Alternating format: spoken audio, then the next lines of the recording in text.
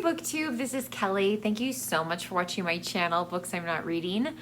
About 4 months ago, maybe 5 months ago, I'll link to it down below, but I did a video that was essentially books I love but never mention.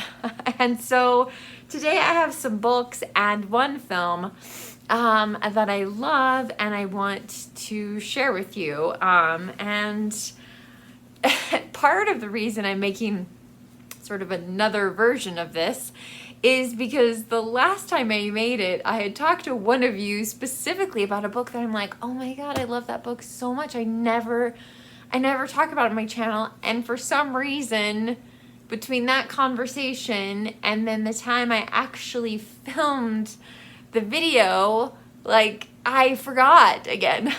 And so it still didn't get included. So here we go, 4 books, 1 film that I love, and I just, for whatever reason, they don't come up often on my channel. I mean, I think on BookTube it tends to be about what we're reading like right now in the moment, and yeah, not so much things we read ages ago. So the very first book on this list that I have to get out because I do love it and I never talk about it, and that's The Wind in the Willows by Kenneth Grahame. And if you see my picture back here, I did post a picture of this on Instagram because Jason got it for me for Christmas. And it's the different characters in The Wind in the Willows. Now, I also really love this cover. Look at that. Oh my gosh. It's so fantastic. It's all, and there's a feel to it that's really great. But I've seen some wonderful, wonderful editions of this. And this one, I don't think this one has any illustrations, but there are some really incredible illustrated versions of The Wind in the Willows as well. I think what I love so much about this is that it's these animal characters, and it seems like a really small life, like it's this little tiny world, this little part of the river and that sort of thing. And Kenneth Grahame was just like made it this like epic, you know, I mean, it almost feels like an action movie in certain parts of the book. And I also want to say, like, don't be deceived, like, don't think that this is just a book for kids. I think adults, I mean, clearly I love it. I don't think I read it as a kid. It's a great book. Like I said, it seems like it's this small world, this little tiny place, but Kenneth Grahame just, oh man, he just takes it to a whole other level. So love this book. Definitely a 5-star book for me. Another book, I don't know what I gave this book on Goodreads as far as rating. It's very, very different. I'm not sure that you can actually buy this book in America or not. This is a Canadian edition. And this is Timothy Findley's Not Wanted on the Voyage. This is a retelling of Noah and the Ark. And the cat is important. I love the cat cover though. But yeah, so it's a really wild ride. You know, there are times where it seems like it's biblical, and then there are times where, like, I just remember this scene where I think, you know, it's raining and Noah's wife is playing the piano, right? So like time is kind of all strung up, and yeah, there's just a lot of different elements to this book that are very unorthodox. You know, I've always thought like Noah and the Ark, like, it's a really, really violent story. I'm amazed that we continue to decorate babies' bedrooms with the Noah and the Ark theme. It's an incredibly violent story, really, when you get down to it. And Timothy Findley, I think he does show that. So anyway, if you're looking for a retelling of a biblical story that is just, yeah, like, again, you know, not playing by anybody's rules, I would recommend Not Wanted on the Voyage. So, okay, another book that I love, and I can't say very much about it because there is a huge spoiler in this book, and unfortunately it got spoiled for me, but I still love this book. And this is The Scarlet Pimpernel by Baroness, oh God, how do I say her last name? Orczy? I apologize. I will have it listed down below. So you can look at it there. This is one of those books, I don't even know how I stumbled across it. I think I was, I don't know, trapped in a relative's home and found it and read it, and I just, of course, I started to read like the introduction or whatever, since it's a classic, like, oh, everybody must know what happens or whatever. So I kind of, it got spoiled for me really early on. But there are some passages in this book that I think are so incredibly romantic, and yeah, I think if you like, I don't know, I think if you like a little bit of romance, not a ton of romance, but some swashbuckling and some romance, and yeah, it's just a great story. So anyway, I'm not going to say anything more about it because I want you guys to find these and read them. This is a beautiful edition of it. But that's fine. So anyway, it's a great read, a great rollicking good ride. Now things take a turn. The next book is by an author that Jason and I are friends with people who know Wendell Berry. It just boggles the mind a little bit. Wendell Berry is probably most famous for a book I do own a copy of it, for a novel called Jayber Crow. But it's all part of this series, and I don't know that you have to read them in order, but this is like the first book in the series, A Place on Earth. And this takes place in Kentucky.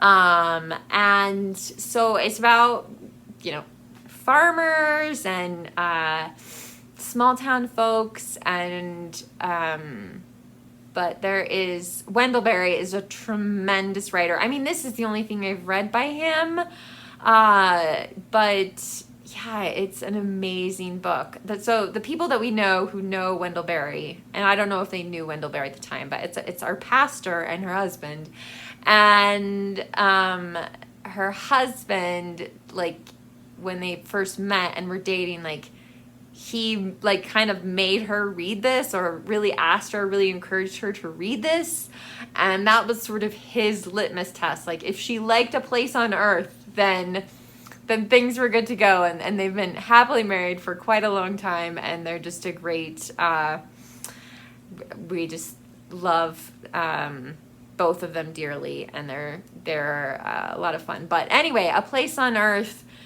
has a couple scenes in it that, one in particular, just absolutely devastating. I definitely could see people crying reading this book. But yeah, it just really just kind of stays with you, just lingers with you. But anyway, so for those of you who maybe like nature writing, or you know, where a place is almost like a character, acts almost like a character in the novel, I think this would be a great book. Okay, so now we get to the film, which is connected to books, one book in particular. And I don't know if you guys are gonna know this. Like, some of you have to know about this film. But this documentary came out when I was living in Chicago, bizarrely. And I read about it in the Chicago Tribune, and so sought out this little tiny art theater. It was way far away from where I was living, and I was very poor at the time, and so it was a big deal to go and see a movie. So I think I went to a matinee on one of my days off, and I went and saw Stone Reader, which is a film by Mark Moskowitz.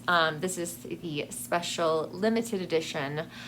The thing that I love so much about Stone Reader is Mark Moskowitz. I mean, the filmmaker is there's definitely like some meta moments in the film. Like he's looking at film and going, well, you guys have probably seen this interview, but I haven't watched it on the film yet. It's probably already been in the movie, but here is like, I'm filming myself really quickly, and oh yeah, here's that footage that I haven't had time to watch yet, but you guys have probably already seen it. Mark Moskowitz loves books so much.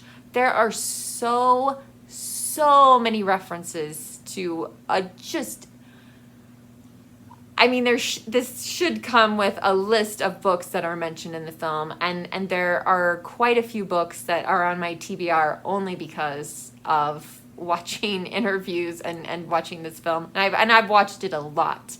I was pretty amazed by it when I first saw it. So I'm going to kind of spoil a little bit of the film, and my apologies for that. So the movie starts out with Mark talking about how he had tried to read this book when he was younger, and he couldn't read it, and couldn't get through it or whatever, and it just kind of, he moved it around and around, and then eventually, like, he tries again, and he loves it, and so he instantly gets online to buy everything else this guy has written, and there's nothing. There's absolutely nothing out there. And so then it becomes like an obsession to find out why didn't he write anymore? And why didn't he, why are there no more books by this guy? And so it's his hunt, and he interviews literary critics and editors and people in academia, and a lot of times he assumes, like, going into the interview, that they know the book that he's talking about, and 9 times out of 10 they don't. He also, there's just like this beautiful footage of, his family, and well, his wife won't be in the film, like, it's like her feet, but there's just these little snippets of, like, kind of like reading moments, right? Like, you see his son opening up a package with the newest Harry Potter book in it, and Mark himself, like, starts buying every copy he can find online of this book. But he also talks about, like, how much he loved Joseph Heller, and Joseph Heller actually dies while he's filming this, and he's so devastated because he really, really wanted to talk to Joseph Heller, and so it's just really, really interesting. So the book that starts off his journey is called The Stones of Summer by Dal Mossman. Dal Mossman is still alive, and to my knowledge, this is his only published book, but it was, I don't know, I think this film set things in motion, and Barnes & Noble printed this book. I have not read the book, and I'm not really sure the book is for me, but I love listening to Mark Moskowitz. I love listening to him talk about books. Even down to things like Harold and the Purple Crayon, right? So children's books, but but so many authors that, you know, he talks about that are forgotten. He mentions John Marquand in here. He mentions Call It Sleep, and yeah, just, oh, there's so many references. He wanders around bookstores and libraries with his friends, and, you know, they film it. I also really wish that Mark Moskowitz would have made another documentary like this.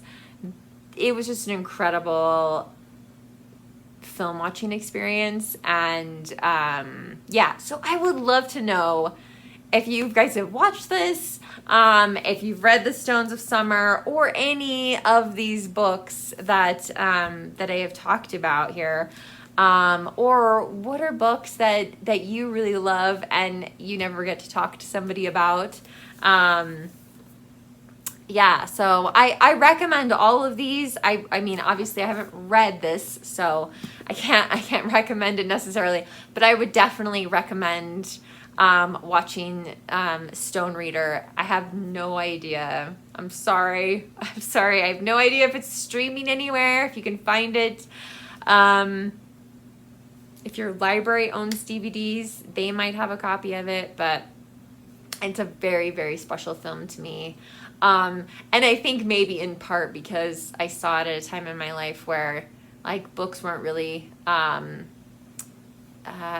so important, and that was just, again, just listening to him talk about books that way, in a way that we talk about books so often on BookTube, which is great. Anyway, so tell me your thoughts about all of these books down below, or tell me some books that you love that, man, you wish somebody would talk about on BookTube, that you wish you could find somebody else who had read them. I'd love to hear about it. If you don't feel comfortable leaving a comment, I mean, you can always just say hi, or you can leave an emoji. You can also give this video a thumbs up. BookTube, remember to be kind to yourself, be kind to others, and I'll talk to you soon. Bye.